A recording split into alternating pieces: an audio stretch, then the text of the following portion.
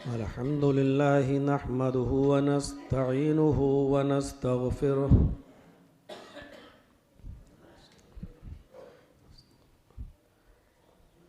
व नऊज़ु बिल्लाहि मिन शुरूरि अनफुसिना व मिन सय्यिआति अमालिना।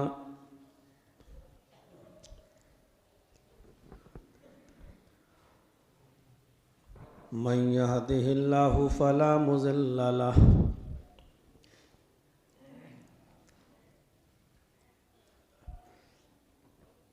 व मन युज़लिल्हु फला हादिय लहु।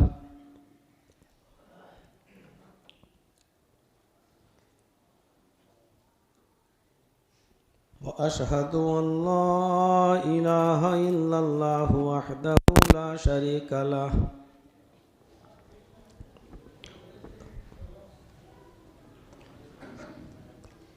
व अशहदु अन्न मुहम्मदन अब्दुहु व रसूलुहु।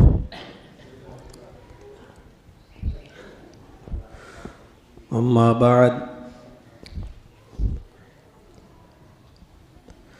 फ़इन्न खैरल हदीस किताबुल्लाह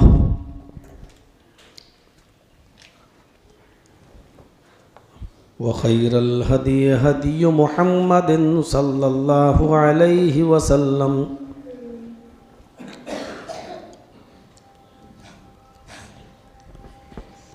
व शर्रिल उमूरि मुहदसातुहा व कुल्लु मुहदसतिन बिदअह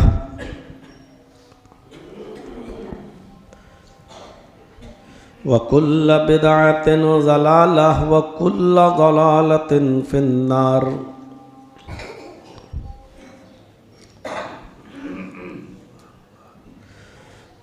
अऊज़ु बिल्लाहि मिनश शैतानिर रजीम। बिस्मिल्लाहिर रहमानिर रहीम।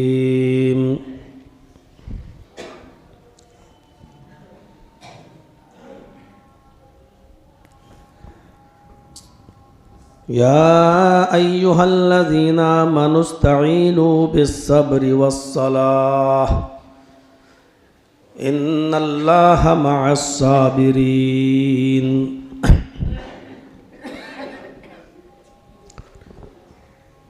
रब्बि इश्रह ली सदरी वयस्सिर ली अमरी वहलुल उक़दतम मिन लिसानी यफ़क़हू क़ौली।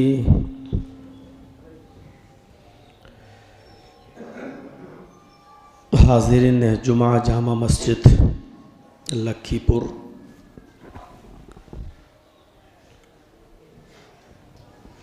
अल्लाह रब्बुल आलमीन का बहुत बड़ा शुक्र है और उसका एहसान अज़ीम कि उसने हमें और आपको आज जुमे के दिन अपने इस बाबरकत घर में एक साथ जमा होकर नमाज जुमा अदा करने की तौफीक बख्शी। कुछ बातें जो आज के इस दिन में होनी चाहिए, अल्लाह तबारक व तआला ने वो सुनने का हमें और आपको मौका दिया है। उसी से दुआ है कि हमें अमल की तौफीक भी अता फरमाए। जुमे का खुतबा बहुत मुख्तसर होता है और इस मुख्तसर से खुतबे में कुछ अहम और ज़रूरी बातें आपके सामने आनी चाहिए। नबी अकरम सल्लल्लाहु अलैहि वसल्लम का आम तौर पर जो खुतबा होता था जुमे का, वो वाज़ व नसीहत और तज़कीर पर डिपेंड करता था। उसमें नसीहतें ज़्यादा हुआ करती थीं और आखिरत का खौफ ज़्यादा हुआ करता था, क्योंकि इंसानों को, बंदों को आखिरत से जितना जोड़ा जाएगा दुनिया की अहमियत उतनी ही कम होती जाएगी उसकी नज़र में। जब हमें ये मालूम हो जाएगा कि आखिरत की ज़िंदगी दुनिया की ज़िंदगी के मुकाबले में इतनी ज़्यादा है कि जैसे समंदर के अंदर कोई शख्स अपनी उंगली डाले और उसके बाद उस उंगली को बाहर निकाले तो समंदर के पानी के मुकाबले में आपकी उंगली में जो पानी का कतरा लगा है उसकी कोई हैसियत नहीं है। ये दुनिया की ज़िंदगी बिल्कुल ऐसी ही है आखिरत की ज़िंदगी के मुकाबले में कि आखिरत की ज़िंदगी समंदर और दुनिया की ज़िंदगी उस समंदर में डूबी हुई उंगली को निकालने के बाद जो पानी आपकी उंगली में लगा रहता है, बस वही। और इंसान इतनी कलील और इतनी कम मिक़दार की ज़िंदगी के लिए कितना सब कुछ करता है। उसको मालूम है कि हम जो कमा रहे हैं उसका इस्तेमाल हम खुद नहीं कर पाएंगे। उसको मालूम है कि हमने जो कमाई हासिल की है और हमने जो मकान बनाकर तैयार किया है इसमें हम ज़्यादा दिन अब रह भी नहीं पाएंगे। उसको मालूम है कि हमारी बकिया ज़िंदगी जो बिज़नेस और कारोबार में लग रही है उससे जो फ़ायदा हम उठाएंगे हमसे ज़्यादा उसका फ़ायदा हमारी औलाद को मिलेगा, ये जानता है। लेकिन फिर भी कुछ न कुछ करता रहता है दुनियावी ज़िंदगी के लिए। और आखिरत की ज़िंदगी जो इतनी बड़ी है, जो कभी ख़त्म नहीं होगी, उस इंसान को सोचना चाहिए कि उसके लिए हमने क्या किया है। वल तनजुर नफ्सुम मा क़द्दमत लिगद, हर इंसान को गौर करना चाहिए कि कल क़यामत के दिन के लिए उसने कौन सी तैयारी की है। मा क़द्दमत यदाह, उसने अपने आगे क्या भेजा है। कुरान एहसास दिला रहा है। और फिर उसने दुनिया में आने के बाद, हमें और आपको इस दुनिया में पैदा करने के बाद उसने यूं छोड़ा भी नहीं अब अमल करते रहो, नहीं। उसने कहा है कि तुम्हें हमारे बताए हुए और हमारे नबी के बताए हुए तरीके पर चलना होगा। असल में इबादत कहते किसको हैं, हम इसको अभी तक नहीं समझ पाए। इबादत नमाज पढ़ने का नाम नहीं है, इबादत रोज़ा रखने का नाम नहीं है। ये सबसे बड़ी गलत फहमी है कि हम ये कहते हैं कि चलो नमाज पढ़ लो बहुत बड़ी इबादत है, रोज़ा रख लो बहुत बड़ी इबादत है, हज कर लो बहुत बड़ी इबादत है। ये इबादत नहीं है। अगर नमाज पढ़ना इबादत होती तो असर की नमाज के बाद आप नमाज नहीं पढ़ सकते हैं नफली। फजर की नमाज के बाद अगर आप कोई नफली नमाज पढ़ेंगे तो आप गुनहगार होंगे। ज़वाल के वक्त अगर आप नमाज पढ़ेंगे तो आप गुनहगार होंगे। कहाँ है नमाज पढ़ना इबादत? अगर नमाज पढ़ना इबादत होता तो किसी भी वक्त पढ़ना जायज़ होता। तो मतलब ये निकल के आया है कि नमाज और रोज़ा इबादत नहीं है, अल्लाह और उसके रसूल के तरीके पर बताई हुई चीज़ इबादत है। अगर हम वही काम रसूलुल्लाह के तरीके पर कर रहे हैं तो इबादत है, अल्लाह के बताए हुए तरीके पर कर रहे हैं तो इबादत है। अगर नमाज पढ़ना इबादत होती तो जुमे की 2 रकात नमाज है, हम 4 रकात पढ़ा देते हैं। देखिए आप ही लोग जूता लेके तैयार हो जाएंगे, साहब हमारे बाप दादा 2 पढ़ते आए हैं, आपने 4 कैसे पढ़ा दी है? भाई हमने तो अच्छी चीज़ की है, अच्छा काम किया है, लेकिन चूंकि वो तरीक़े रसूल के खिलाफ हो गया इसलिए वो इबादत नहीं माना जाएगा।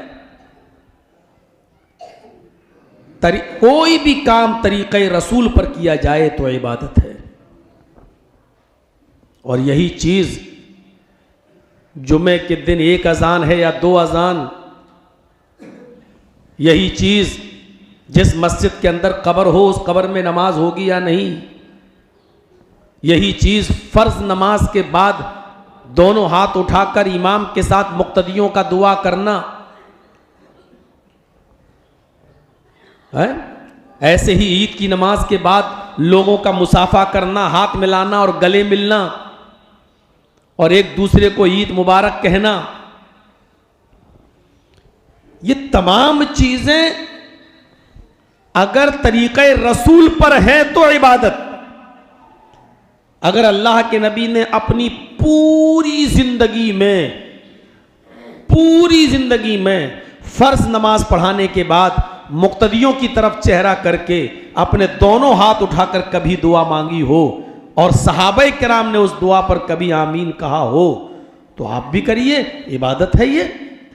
लेकिन अगर नहीं किया है और सहाबा ने भी नहीं किया है और आप अगर उसको कर रहे हैं और मस्जिद के इमाम पर जोर डालकर आप कह रहे हैं कि नहीं साहब आपको दुआ कराना पड़ेगी, हमारी परंपरा चली आ रही है, हमारे बाप दादा के जमाने से चली आ रही है, तो आप उस आलिम पर, उस मौलवी पर मुहम्मदुर रसूलुल्लाह के इस्लाम पर अमल करने का हुक्म नहीं दे रहे हैं, बल्कि अपने बाप और दादा के इस्लाम को चलाने का हुक्म दे रहे हैं जो आपने और आपके बाप दादाओं ने गढ़ लिया है और बना लिया है। और इस्लाम वो नहीं है जो आपके बाप दादा करते आए हैं, इस्लाम वो है जो जनाब मुहम्मदुर रसूलुल्लाह ने बताया है। इस चीज को समझने की जरूरत है। इबादत वो नहीं है जो हम कर रहे हैं। बहुत अच्छी चीज़ है, अभी नमाज पढ़ी, अल्लाहुम्मा सल्ली अला मोहम्मद अल्लाहुम्मा बारिक अला मोहम्मद, बहुत अच्छी चीज़ है, लग रहा है कि हम दुआ मांग रहे हैं, अच्छा काम कर रहे हैं, लेकिन हमारे अच्छा लगने से कुछ नहीं होता है। क्या अल्लाह के रसूल को नहीं मालूम था? अगर इस चीज़ को अल्लाह के नबी ने राइज किया है और बताया है तब तो ठीक है, लेकिन आपको पूरी जिंदगी में नबी अकरम की जब जमात के साथ नमाज पढ़ाना आपने शुरू किया है और आखिरी नमाज जब आपने पढ़ाई है, आपको पूरी जिंदगी में कोई एक नमाज ऐसी नहीं मिलेगी अल्लाह के रसूल ने नमाज के बाद सलाम फेर कर मुक्तदियों की तरफ चेहरा करके हाथ उठाकर दुआ मांगी हो और सहाबा किराम ने आमीन कहा हो। एक नमाज ऐसी नहीं मिलेगी। अल्लाह के रसूल की पूरी जिंदगी देख डालिए, 23 साल तक आप नबी रहे, 40 साल के बाद नबूवत मिली और 63 साल तक 63 ईयर्स तक आप जिंदा रहे। 23 साल आप नबी रहे, लेकिन 23 साल के अंदर नबी अकरम की पूरी जिंदगी में जुमे की एक ही अजान होती रही। नबी अकरम की पूरी जिंदगी में अगर कोई शख्स अपनी बीवी को 3 तलाक दे देता था, एक साथ तलाक तलाक तलाक, तो अल्लाह के रसूल ने उसको एक ही माना था, 3 नहीं माना था। नबी की पूरी 23 साल जिंदगी इससे भरी पड़ी है। हजरत आयशा फरमाती हैं कि मैंने रमजान और गैर रमजान में मुहम्मदुर रसूलुल्लाह को, अपने शौहर को, कभी भी 11 रकात से ज्यादा तहज्जुद, तरावी, क़यामुल लैल 11 रकात से ज्यादा नहीं, 8 रकात तरावी और 3 वित्र इससे ज्यादा पढ़ते हुए नहीं देखा है। यानी आप रमजान और गैर रमजान में 11 ही रकात पढ़ते थे। पता ये चला कि रमजान में जमात के साथ जो नमाज पढ़ ली जाती है वो तरावी कहलाती है और यही आम दिनों में तहज्जुद कहलाती है। अल्लाह के रसूल सल्लल्लाहु अलैहि वसल्लम आम दिनों में भी 11 पढ़ते थे और रमजान में भी आपने 11 ही पढ़ाई है, 8 तरावी और 3 रकात वित्र। मेरे प्यारे साथियों, अल्लाह के रसूल से उनकी पूरी जिंदगी में 20 रकात तरावी का कोई सबूत नहीं मिलता और जो रिवायत मिलती है वो कमजोर ही नहीं बल्कि हद दर्जा ज़ईफ और कमजोर रिवायत है। तो इस्लाम वो नहीं है जो हम कर रहे हैं, इस्लाम वो है जो जनाब मुहम्मद रसूलुल्लाह ने हमें और आपको बताया। हम ये देखें कि हम जो कर रहे हैं वो नबी के तरीके पर है या नहीं, बस गौर कीजिए। एक सहाबी को छींक आई, छींक, और छींकने के बाद उन्होंने कह दिया अल्हम्दुलिल्लाह वस्सलातु वस्सलामु अला रसूलिल्लाह। देखिए दुआ थी, कोई गलत चीज नहीं थी। छींक आई, छींके और उसके बाद कहा अल्हम्दुलिल्लाह अस्सलातु वस्सलामु अला रसूलिल्लाह। हजरत अब्दुल्लाह इब्ने उमर वहीं बैठे हुए थे, उन्होंने कहा ये तुमने क्या पढ़ा?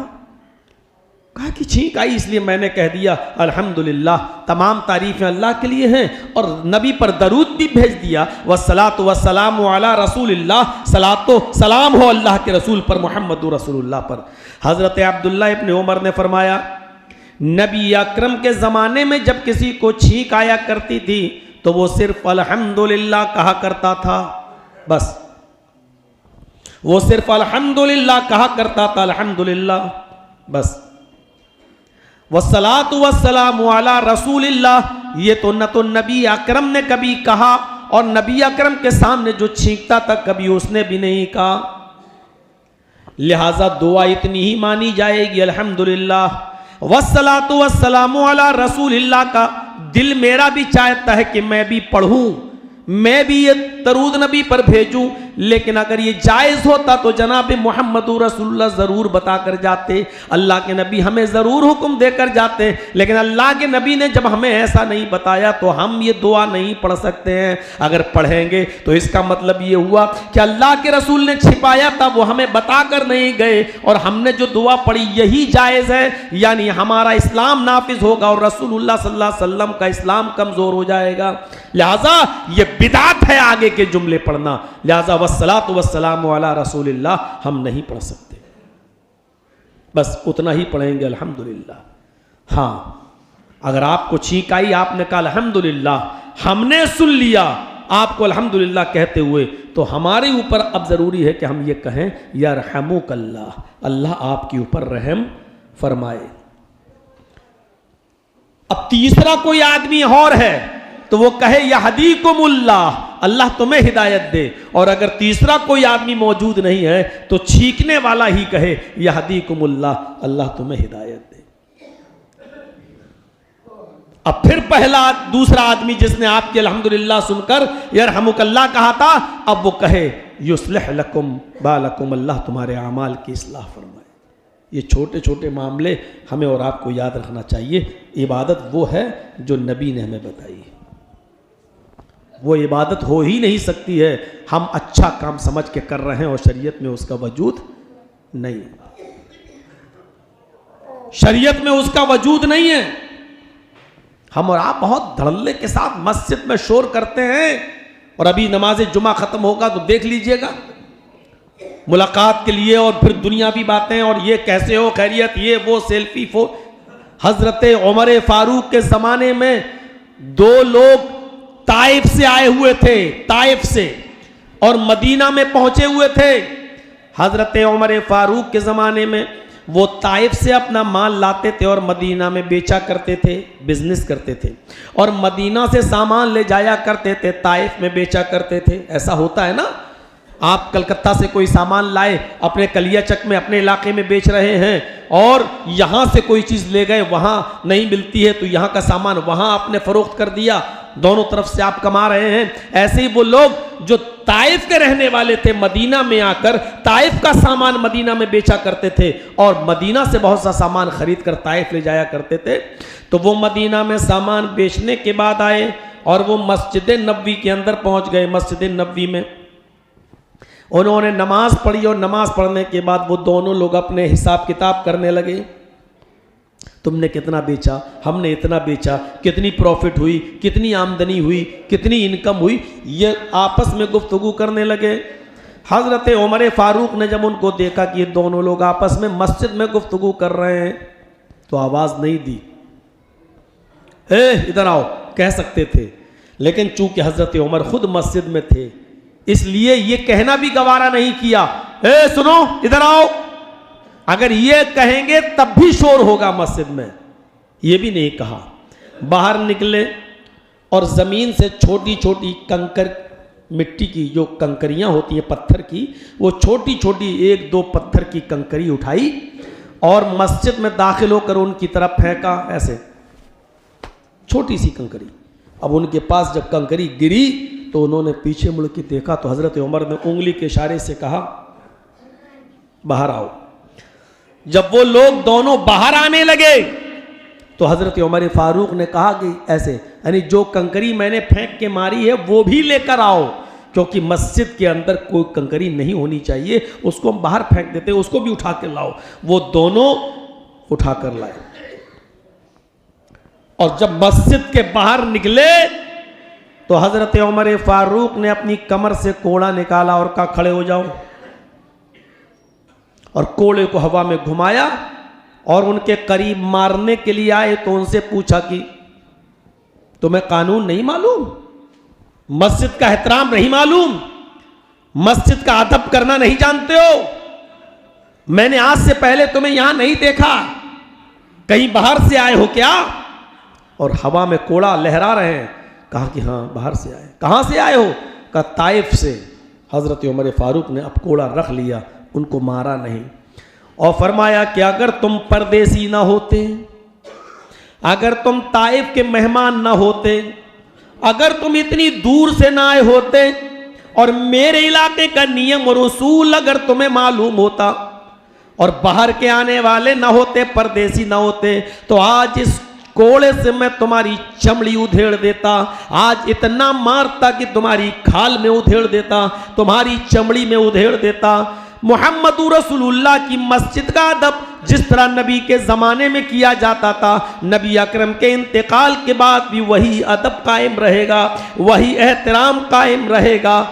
मेरे प्यारे साथियों, ज़रा अंदाज़ा लगाओ, आज हम मस्जिदों में तो दुनियादारी की तमाम बातें मस्जिदों में कर लेते हैं, तमाम मामलात, जबकि मस्जिद का अदब व एहतराम यह है कि अगर इलाके में, आपके गांव में किसी का इंतकाल हो जाए, आपके मोहल्ले में किसी का इंतकाल हो जाए, तो शरई नुक्ते नज़र से उसकी मिट्टी कितने बजे होगी उसका ऐलान भी मस्जिद से नहीं किया जा सकता है। मस्जिद के माइक में पकड़ कर ये नहीं कहा जा सकता है कि मोहल्ले का फला आदमी इंतकाल कर गया है, उसकी मिट्टी असर के बाद होगी, उसकी मिट्टी मगरिब के बाद होगी, उसकी मिट्टी ईशा के बाद होगी। मस्जिद किसी की मिट्टी के ऐलान के लिए नहीं है, मस्जिद सिर्फ अल्लाह के घर में नमाज के लिए बुलाने के लिए है, और वो भी उन जुमलों में जो जुमले जनाब मोहम्मद रसूलुल्लाह ने बताए हैं।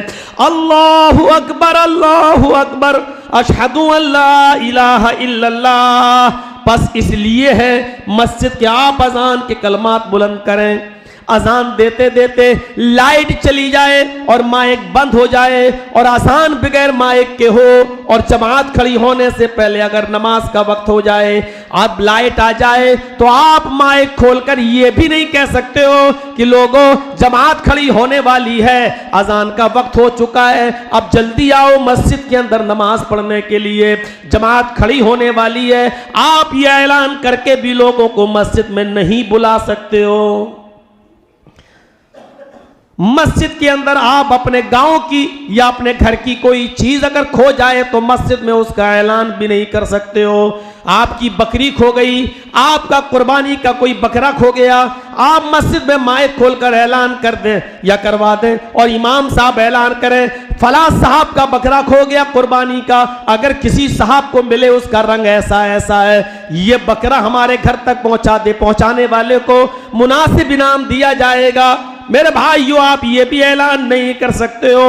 अल्लाह के नबी सल्लल्लाहु अलैहि वसल्लम ने फरमाया, अगर कोई शख्स अपनी गुमशुदा खोई हुई चीज का ऐलान मस्जिद से करे तो उसके जवाब में ये कहो कि अल्लाह करे कि तुझे तो तेरी खोई हुई चीज न मिले, अल्लाह करे कि तुझे तेरी खोई हुई चीज न मिले। उसके जवाब में ये और कहिए, अगर कोई मस्जिद में ऐलान कर देता है कि मेरा मोबाइल गुम हो गया है, अगर किसी साहब को मिला हो तो वो मोबाइल दे दे, देने वाले को मुनासिब इनाम दिया जाएगा, और आपके कानों में आवाज जाए तो आप ये कहिए कि अल्लाह करे तेरा मोबाइल तुझे न मिले, अल्लाह करे कि तुझे तेरा बकरा न मिले। मस्जिदें इस चीज के लिए नहीं होती हैं मेरे भाइयों। अगर मस्जिदों में ये सब काम होने लगे तो फिर मस्जिद इबादत का घर नहीं रह जाएगा। इबादत वो है जो नबी अकरम ने बताई है। अब हम सोचें, गांव में अब मस्जिदों से कितनी चीज़ों का ऐलान करते हैं हम। अभी रमज़ान आ रहा है, अब भर दिन सहरी का टाइम पे जगाया जाएगा, उठिए इतनी देर रह गई है, इतना मिनट हो चुका है, इतना मिनट बाकी है, ये टाइम अभी हो गया है, इतना टाइम बाकी है, और फिर मस्जिदों में नाते पढ़ी जाएंगी, नज़्में पढ़ी जाएंगी। लोगों को जगाने का ये कौन सा तरीका है मेरे भाइयों? जरा गौर करो कि मस्जिदें इसलिए नहीं हैं। अल्लाह के नबी के जमाने में सहरी की सिर्फ एक अजान हुआ करती थी, जो जायज है वो आप देंगे नहीं। फजर की अजान से पहले तहज्जुद की एक अजान हुआ करती थी। अगर आपके यहां होती है तो फबिहा, बहुत अच्छा, नहीं होती है तो आपको बहुत अजीब सा लगेगा कि लो साहब एक और अजान दिलवाने लगे हैं। लोग ऐसा ना हो कि तहज्जुद की अजान के वक्त फजर की अजान समझ के सहरी खाना छोड़ दें कि ये तो अजान हो गई फजर की। लेकिन जो सुन्नत है वो ये है कि अल्लाह के नबी के ज़माने में सहरी की अजान हुआ करती थी, तहज्जुद की अजान हुआ करती थी। और आज भी अगर आप सऊदी अरब की सरजमीन पर चले जाएं और कभी भी उम्रा करने का मौका मिले तो रात में वहां ज़रूर उम्रा कीजिएगा। फजर से पहले 1-1.5 घंटा पहले वहां तहज्जुद की अजान होती है। तहज्जुद की अजान आज भी दी जाती है वहां पर। सऊदी की मस्जिद में खाने काबा में, मस्जिद नबवी में और मस्जिद हरम में खाने काबा में। तो इबादतें वो हैं जो शरीयत ने हमें बताई हैं, इबादतें वो नहीं हैं जो हम इबादत समझ के कर रहे हैं। सोचा अरे रात में जागना कितनी अच्छी इबादत है, लोगों को हम जगा रहे हैं फजर में, कितनी अच्छी, हम लोगों को सहरी के लिए उठा रहे हैं, कितनी अच्छी इबादत है। अरे मेरे भाइयों, ये रोजा तुम्हारे ऊपर फर्ज किया गया है, ये तुम्हारी जिम्मेदारी है कि कैसे उठोगे। आप उसको उठाने के लिए आप किसी को मुतय्यन करोगे? कोई मुतय्यन नहीं होगा।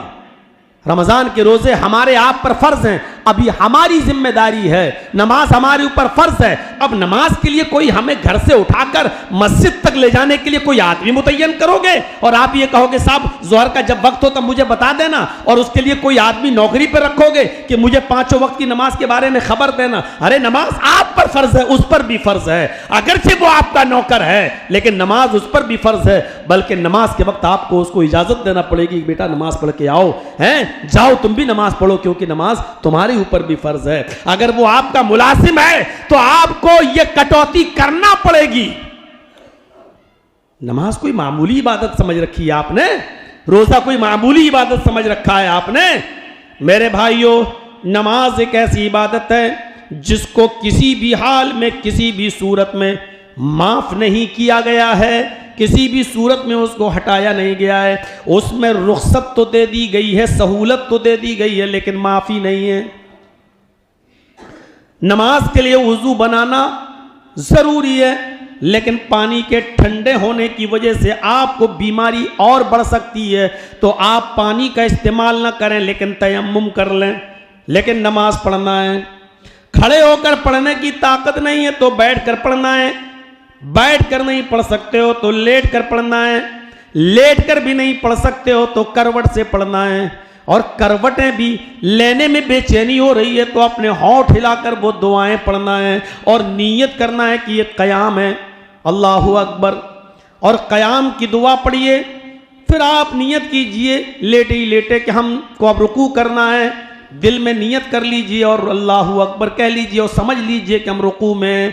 अब आप रुकू की दुआ पढ़िए, फिर वहीं लेटे लेटे कहिए समी अल्लाहु लिमन हमिदा, और दिल में ये ख्याल कीजिए कि हम रुकू के बाद खड़े हैं। दुआ पढ़िए अल्लाहुम्मा रब्बना वलकल हम्द हम्दन कसीरन तय्यबन मुबारकन फी।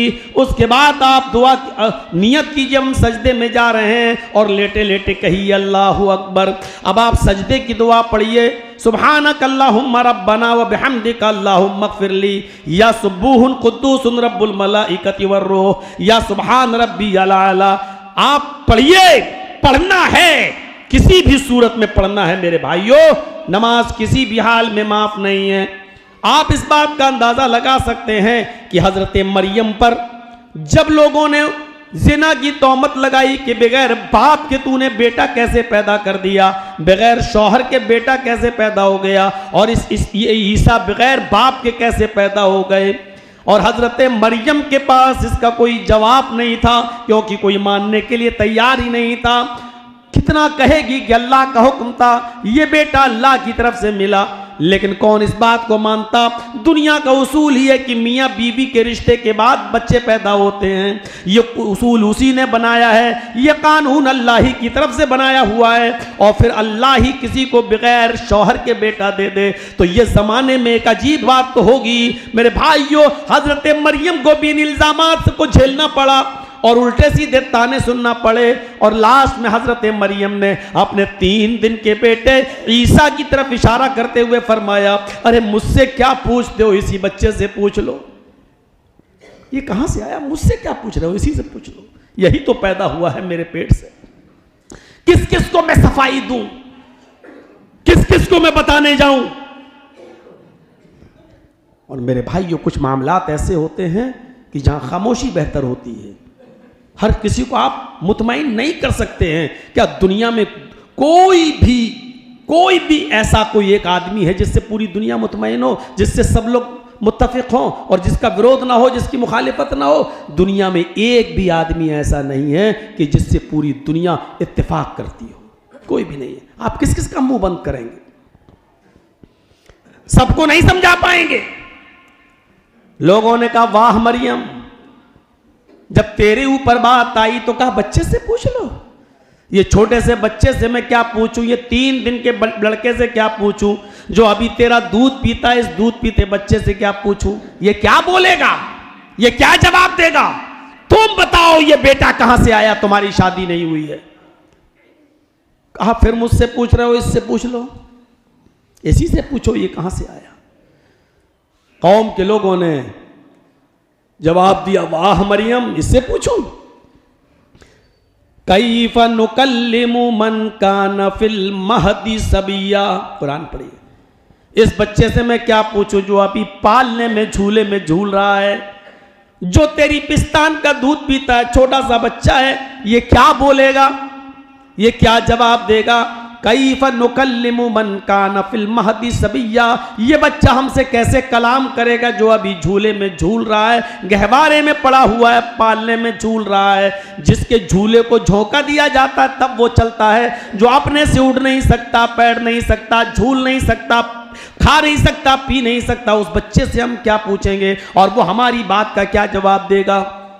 लोगों ने कहा। जैसी लोगों ने ये जुमला कहा, वहां इस्माईल अलैहिस्सलाम बोल पड़े, ईसा अलैहिस्सलाम बोल पड़े। वही ईसा जो अभी 3 दिन के हैं, अपनी माँ का दूध पीते हैं, खाने पीने की कोई चीज अभी उनको नहीं दी जा रही है, पालने में झूल रहे हैं, गहवारे में पड़े हुए, वहां से आवाज देते हैं, बोलते हैं। अल्लाह ने उनको जबान दी, बोलने की ताकत दी। हजरत ईसा अलैहिस्सलाम उसी झूले से, उसी पालने से बोलते हैं, इन्नी अब्दुल्लाह अतानी अल किताब वजालनी नबियन वजालनी मुबारकन ऐनमा कुन्तु व औसानी बिस्सलाती व ज़काती मा दुम्तु हय्या। वो छोटा सा 3 साल का बच्चा भी देखिए नमाज का कैसा एतराफ कर रहा है। आए मेरी कौम के लोगों, मेरी मां पर तोहमत और इल्जाम लगाने वालों, मेरी मां गलत नहीं है, मेरी मां गलत नहीं है। उसने बगैर बाप के, बगैर शौहर के पैदा किया है। अगर मुझे तो इसमें अल्लाह का हुक्म है, मेरी मां का कोई दखल नहीं है। इन्नी अब्दुल्लाह, ओ मेरी कौम के लोगों, मैं अल्लाह का बंदा हूं। इन्नी अब्दुल्लाह, मैं अल्लाह का बंदा हूं। अतानियल किताब, अल्लाह ने मुझे किताब देकर भेजा है। यानी जब मैं बड़ा हूंगा और नबी बनूंगा तो मुझे अल्लाह किताब देगा, इंजील से नवाजेगा। अतानियल किताब, मैं अल्लाह के पास से किताब लेकर आया हूं। वजालनी नबिया, और अल्लाह ने मुझे नबी बनाकर भेजा है। वजालनी मुबारकन, और मुझे बाबरकत बनाकर भेजा है। जहां भी मैं रहूंगा मेरी जात से बरकत होगी। ऐनमा कुन्तु, जिस जगह पर भी मैं हूं मेरी जात से लोगों को बरकत पहुंचेगी। व औसानी बिस्सलाती व ज़काती मा दुम्तु हय्या, और मेरे रब ने मुझे हुक्म दिया है कि जब तक मैं जिंदा रहूं नमाज पढ़ता रहूं, नमाज कायम करता रहूं और ज़कात देता रहूं। मेरे भाइयों, नमाज ऐसी इबादत है जो 3 दिन का बच्चा भी पालने में झूले के अंदर झूल कर नमाज का एतराफ कर रहा है, और इतनी बड़ी इबादत का एतराफ कर रहा है कि मेरे रब ने नमाज पढ़ने का हुक्म दिया और ज़कात देने का हुक्म दिया है। मा दुम्तु हय्या, जब तक मैं जिंदा रहूंगा तब तक,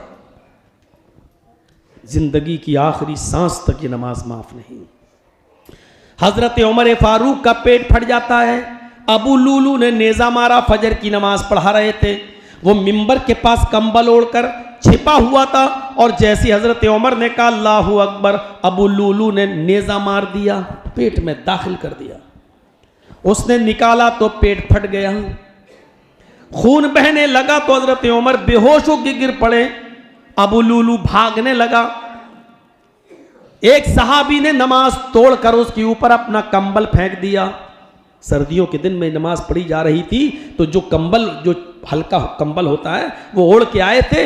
एक सहाबी ने उसके ऊपर कंबल फेंक दिया। जब कंबल फेंका तो उसका पैर उस कंबल में उलझ गया और वो गिर गया, वो पकड़ा गया। अब उसको मालूम हो गया कि हजरत उमर फारूक तो बचेंगे नहीं और मुझे भी मार डाला जाएगा, मुझे भी कत्ल कर दिया जाएगा। तो उसने वही खंजर जो हजरत उमर फारूक को मारा था, जिसमें जहर बुझा हुआ था, उसने वही खंजर अपने पेट में मार कर अपने आप को हलाक कर लिया।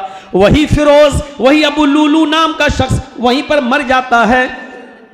हजरत उमर फारूक को घर पे लाया जाता है, डॉक्टरों को, हकीमों को, तबीबों को बुलाया जाता है। उस जमाने के हकीमों ने उनका जो इलाज बताया वो ये था, शहद पिलाओ। जब हजरत उमर को शहद पिलाया जा रहा था, मुंह से शहद पीते थे लेकिन पेट के रास्ते से वो बाहर निकल जाता था। मेडिकल साइंस ने इतनी तरक्की नहीं की थी कि जल्दी से टाँके वाँके लगा दिए जाएं, अल्ट्रासाउंड या एक्सरा करके पेट का हाल मालूम कर लिया जाए कि क्या है, कौन सी रग फट गई है, कौन सी आंत फट गई है। मेडिकल साइंस ने इतनी तरक्की नहीं की थी।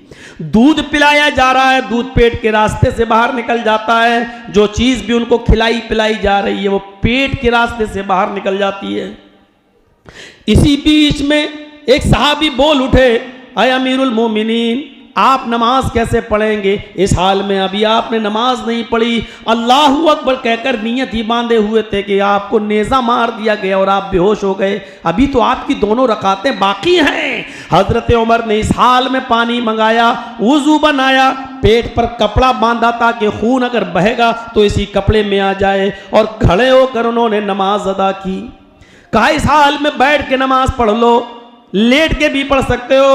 हजरत उमर फारूक ने कहा नहीं, अभी मेरे अंदर खड़े होने की ताकत है। और अल्लाह के नबी फरमाते हैं जब खड़े होकर पढ़ने की ताकत ना हो तो बैठ के पढ़ो, अभी मेरे अंदर खड़े होकर पढ़ने की ताकत है। आपने वो दोनों फर्ज नमाजें खड़े होकर अदा की, और अदा करने के बाद आपने फरमाया, लोगों अगर किसी की ये कंडीशन हो जाए, किसी की ऐसी हालत हो जाए कि खाना भी पेट से निकलने लगे, पानी पिए तो पेट से निकलने लगे, शहद पिए तो पेट से निकलने लगे, कोई भी चीज़ अगर खाए और पेट से निकलने लगे, लेकिन अगर उसको होश हो तो ऐसी कंडीशन में भी उसको नमाज पढ़ना पड़ेगी। अगर इस हाल में भी कोई नमाज छोड़ दे, ऐसी पोजीशन में भी अगर कोई नमाज तर्क कर दे, तो ला हज़्ज़ फिल इस्लामी लिमन तरक सलाह, तो उस आदमी का इस्लाम के अंदर कोई हिस्सा नहीं है। इस कंडीशन में अगर नमाज छोड़ दे तो उसका इस्लाम में कोई हिस्सा नहीं है, कोई भाग नहीं है, यानी वो मुसलमान नहीं। कंडीशन देख रहे हैं, इस हाल में भी अगर छोड़ दे तो इस्लाम में हिस्सा नहीं है। और जो हट्टा खट्टा तंदुरुस्त मोटा ताज़ा होकर छोड़ दे वो इस्लाम में होगा। इसीलिए शेख इब्ने बाज रहमतुल्लाह अलैह से सवाल किया गया, एक औरत ने सवाल किया था सऊदिया के मुफ्ती से, एक औरत ने, कि मेरा शौहर नमाज नहीं पढ़ता, बेनमाजी है, मैं उसके साथ रहूं या नहीं रहूं? क्या बेनमाजी शौहर के साथ रहना मेरा जायज़ है कि नाजायज़? सऊदी के मुफ्ती का फतवा आता है, मेरी बहन अपने शौहर को समझाओ, उसको नमाज की दावत दो, बार बार उसको नमाज के लिए कहती रहो, समझ में आ जाए तो ठीक है। इस औरत के पास जवाब आया, इसने फिर सवाल किया, इमाम मोहतरम, आलिम साहब, शेख साहब, कोई दिन और कोई रात ऐसी नहीं जाती कि मैं अपने शौहर को समझाती नहीं हूं, समझा समझा कर थक चुकी हूं। पूरी 2 सालें शादी के बाद गुजर चुकी हैं और 2 साल में कोई दिन ऐसा नहीं गया कि मैंने उसको न समझाया हो, मैंने उसका ख्याल न किया हो। मैं उसको हर रात भी समझाती हूँ, दिन में भी समझाती हूँ, खाना खाने आता तब भी मैं नमाज की तरफ उसको दावत देती हूँ, लेकिन उसके ऊपर मेरी बातों का कोई असर नहीं होता, लेकिन वो नमाज नहीं पढ़ता। अब बताइए, इतना समझाने के बाद और 2 साल तक मुसलसल समझाने के बाद भी वो नहीं माना, नमाज नहीं पढ़ता, अब मेरा उसके साथ रहना जायज़ है कि नाजायज़? अब यहां से फतवा आता है, ऐसे बेनमाजी शौहर के साथ तुम्हारा 1 मिनट भी रहना हराम है। तुम ऐसे बेनमाजी शौहर के साथ नहीं रह सकती हो। तुम मुझसे अलग हो जाओ, तुम मुझसे अलहदगी पैदा कर लो।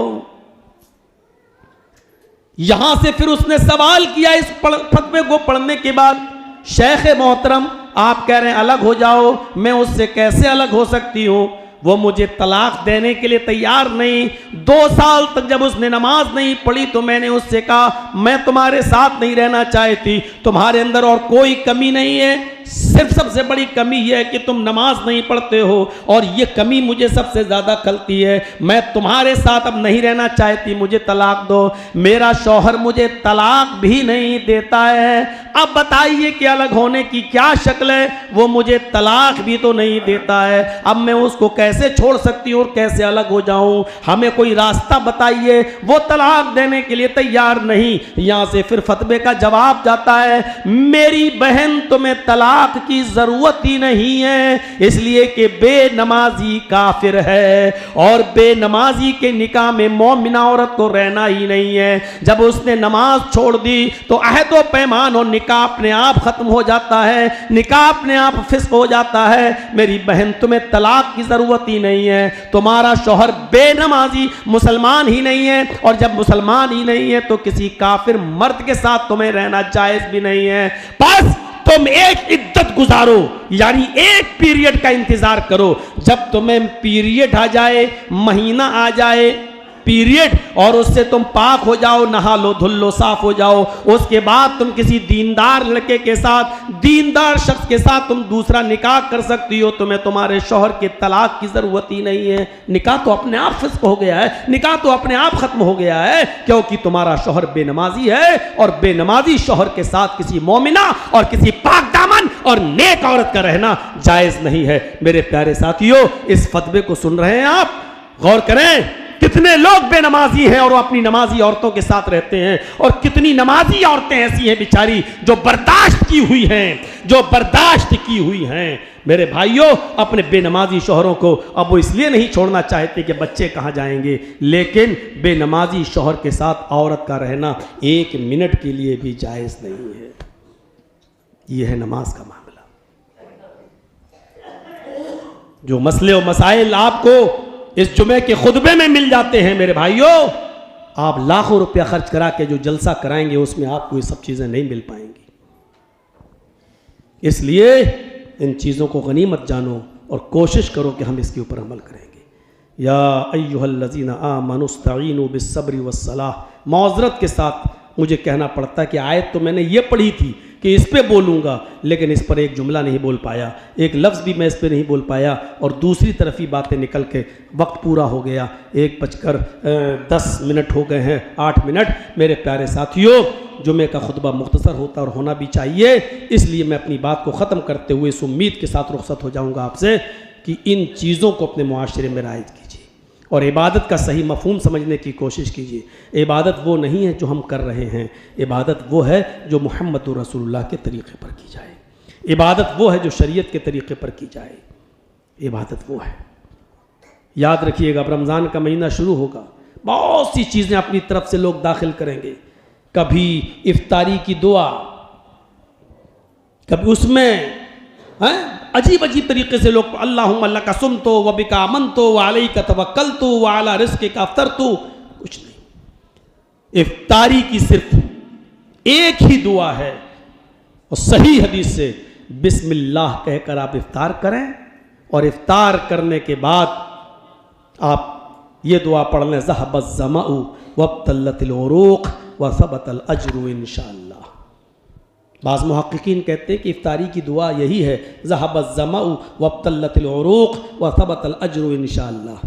ये इफ्तारी की दुआ, लेकिन बेहतर यही है कि आप इफ्तारी करें बिस्मिल्लाह कह के, बिस्मिल्लाह, और जब पानी पी लें, खाना खा लें, इफ्तारी कर लें, उसके बाद तर्जमे से यही पता चलता है, उसके बाद ये दुआ पढ़ें, ज़हबज़ ज़मअउ, प्यास चली गई, वब्तल्लतिल उरूक़, रगें तर हो गई, व सबतल अज्रु इंशाअल्लाह, और मेरा अज्र सवाब अल्लाह के रजिस्टर में दर्ज हो गया। तो ये तर्जमा ये बताता है कि इफ्तार के बाद ही तो कहा जाएगा ज़हबज़ ज़मअउ, प्यास मिट गई। अभी मिटी ही नहीं और आप कह रहे हैं ज़हबज़ ज़मअउ। इफ्तार से पहले ये दुआ पढ़ लें, ज़हबज़्ज़मउ, प्यास मिट गई। अभी तो मिटी नहीं है, अभी तो आपने पानी पिया ही नहीं है, तो फिर ये कहना कैसे जाए कि प्यास मिट गई। तो मेरे भाइयों, इसलिए मुहक्किकीन उलमा ने लिखा है कि पहले ये दुआ पढ़ो, बिस्मिल्लाह, अल्लाह के नाम से शुरू, बस बिस्मिल्लाहिर्रहमानिर्रहीम नहीं। अब आप कहो बिस्मिल्लाहिर्रहमानिर्रहीम कहने में क्या अर्ज है? नहीं, जितना शरीयत में आया उतना। वज़ू बनाओ तो बिस्मिल्लाह, बस। वज़ू बनाने बैठो बिस्मिल्लाह, बस। खाना खाने बैठो बिस्मिल्लाह। पूरी दुआ नहीं पढ़ी, बिस्मिल्लाहिर्रहमानिर्रहीम नहीं पढ़ा जाएगा, है ही नहीं वो साबित। जब भी कोई काम शुरू करो तो अल्लाह का नाम लो, बस इतना ही है हदीस में। और अल्लाह का नाम बिस्मिल्लाह में आ गया, बिस्मिल्लाह बस आ गया। उसमें यह नहीं आया अल्लाह रहमान और रहीम का नाम लो, बस इतना आया कि जो भी काम शुरू करो तो अल्लाह का नाम लो, तो बिस्मिल्लाह। और इसीलिए देख लीजिए बहुत सी जगहों से रहमान रहीम हटा दिया गया है। आप कुर्बानी के जानवर पर जब छुरी चलाते हैं तो क्या पढ़ते हैं? बिस्मिल्लाही अल्लाहु अकबर या बिस्मिल्लाही वल्लाहु अकबर। अब आप कहो कि बिस्मिल्लाहिर्रहमानिर्रहीम वुजू बनाने में अगर हम पूरी पढ़ लें तो क्या हर्ज है? बिस्मिल्लाहिर्रहमानिर्रहीम। अब वुजू बनाएं, खाना खाएं तो पढ़ लें बिस्मिल्लाहिर्रहमानिर्रहीम। अब खाना खाएं पूरा पढ़ लें तो क्या हर्ज है? इबादत वो नहीं है जो आप सोच रहे हैं, इबादत वो है जो नबी ने बताई है। अगर आप ये सोच रहे हैं कि अगर हम खाना खाते वक्त बिस्मिल्लाहिर्रहमानिर्रहीम पूरा पढ़ लें तो हर्ज क्या, अच्छी चीज तो है, तो मैं कहता हूं कुर्बानी के जानवर पर छुरी चलाते वक्त हम पूरी दुआ पढ़ लें, बिस्मिल्लाहिर्रहमानिर्रहीम अल्लाहु अकबर ये कहकर छुरी चलाएं। आपकी कुर्बानी नहीं मानी जाएगी, क्योंकि वहां जानवर पर छुरी चला रहे हैं, वहां रहम है ही नहीं। वहां रहमान और रहीम आप कैसे कह सकते हैं? वहां तो आप उसको ज़िबा कर रहे हैं। जब ज़िबा कर रहे हैं और ऐसी जगह पर रहमान और रहीम पढ़ेंगे, मेरे भाइयों वहां रहम है ही नहीं। देखने वाला कहेगा वाह साहब, रहमान और रहीम भी कह रहे हो, रहम है ही नहीं। यहां तो आप जानवर की गले पे छुरी चला रहे हैं, रहम कहां है? या तो हुक्म है अल्लाह ताला का जो आप मान रहे हैं और नबी अकरम का। तो इसलिए मेरे भाइयों वहां बिस्मिल्लाहिर्रहमानिर्रहीम नहीं पढ़ सकते। इसी तरीके से खाना खाते वक्त भी बिस्मिल्लाहिर्रहमानिर्रहीम नहीं, वज़ू बनाते वक्त भी बिस्मिल्लाहिर्रहमानिर्रहीम नहीं, सिर्फ बिस्मिल्लाह। और उसके बाद आप काम करिए। तो मेरे भाइयों, जब इफ्तार करने बैठे तो बिस्मिल्लाह, और इफ्तार करके फारिग हों तब ये दुआ। 3 लफ्ज़ हैं, ज़हबज़्ज़माउ वब्तल्लतिल उरूक़ वसबतल अज्रु इंशाअल्लाह। इतना सा जुमला याद नहीं हो सकता हमें इफ्तारी के बाद पढ़ने के लिए? मेरे भाइयों, दुआ करो कि अल्लाह ताला हमें शरीयत के मुताबिक चलने की तौफीक अता फरमाए और हमें अपनी तमाम इबादतों को मुहम्मद रसूलुल्लाह के तरीक़े पर करने की तौफीक अता फरमाए और हमारी ज़िंदगी में नबी अकरम की ज़िंदगी को आइडियल और मॉडल बना दे और हमें अपनी तमाम इबादतों को कुरान और हदीस के मुताबिक करने की तौफीक अता फरमा। इलाहुल आलमीन, जब तक तो हमें ज़िंदा रख, इस्लाम पे ज़िंदा रखना, और जब हमारा ख़ात्मा हो तो ईमान पर हमारा ख़ात्मा फरमाना। व मा अलैना इल्लल बलागुल मुबीन व आखिरु दावाना अनिल हम्दुलिल्लाहि रब्बिल आलमीन।